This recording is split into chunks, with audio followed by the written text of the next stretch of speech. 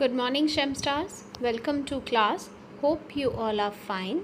We are doing chapter number 8, Social Movements. In today's class, we will discuss about the class-based movements and the caste-based movements. We start with class-based movement, that of Telangana movement of Andhra Pradesh. Mainly the peasants were against the feudal system. They wanted proper working system. In West Bengal, it started off as a peasant movement and slowly became new farmer movement. It was started off by farmers in a few places like Tamil Nadu and Punjab. Farmers put money together and built road etc. as they were tired of the politicians' fake promises, and they did all the work and they did not let the government vehicles pass. No support was given by the government or the ruling party at that time. They worked for years for administration to help them, but since they got no help, they did it on their own. Mainly connected with the market. Prices reduced, more support from government, reduced taxes, subsidies, support price. They got easy loans. Now the exploitation also stops by the method they used to show their displeasure. There were also other movements like the Bhaga movement, where there were the struggle for sharecroppers in Bengal, in North Bihar. They want 2/3 share of their produce instead of half. And it was supported by Kisan Sabha and the CPI. Then comes the Naxalite struggles. It started from the region of Naxalbari in Bengal. It is a growing force even today also. Then the new farmer movement. These began in 1970 in Punjab and Tamil Nadu. These movements were non-party and regionally organized. It involved farmers rather than peasants. The focus of the demand was price and related issue. These movements have also broadened to include environment and women issues. Next is the workers' movement. During colonial period, labor was cheap as the colonial government did not regulate wages or working conditions. Workers did protest, but it was spontaneous rather than sustained. There were wave of strikes in the textile mills in Bombay. In 1920, AITUC, that is All India Trade Union Congress, was formed. It was a broad-based organization with diverse ideologies. With its formation, the government became more cautious. Then in late 1960s, regional parties also started to form their own unions. By 1966 to 67, recession period of Indian economy, major unrest caused due to the decrease in production and employment.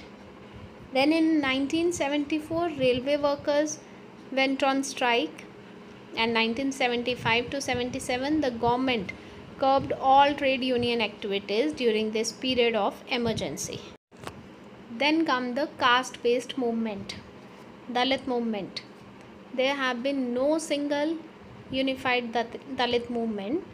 Each movement did have a common quest for equality, self-dignity and eradication of untouchability. The anti-caste movement began in the 19th century under the inspiration of Jyotiba Phule and developed under the leadership of B.R. Ambedkar. Dalit literature is opposed to the Chaurvana system and caste hierarchy. Backward class and caste movements means that caste began to lose its rituals content and became more secularized for political mobilization because the colonial state distributed patronage on the basis of caste. Similarly, placed caste groups began to unite themselves, which is called horizontal stretch.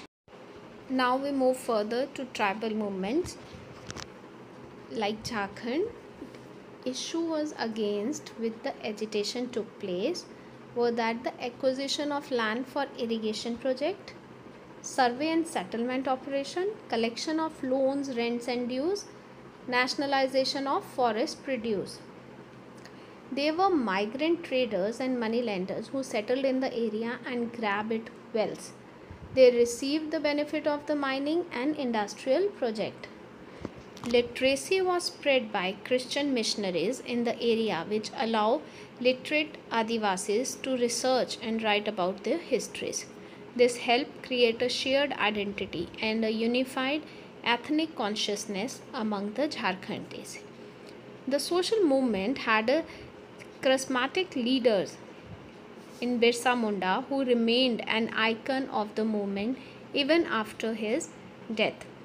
Adivasis' experiences of marginalization and their sense of injustice were mobilized to create a shared Jharkhandese identity and inspire collective action, which finally lead to the formation of the state of Jharkhand, carved out of South Bihar in 2000. Then comes the women movement. The early 20th century saw the growth of women's organization at a national and local level. Many began with a limited focus but extended their focus over time. It is often assumed that only middle class educated women were involved in social movement. But post 1947 period, mid 1970s renewal of the 19th century social reform movement raised various issues concerning women such as sati, infanticide, illiteracy among women, bad treatment and social inequality of the women. Thank you, Shemstars. That's all for today. You can drop your queries on the Google Classroom. Take care.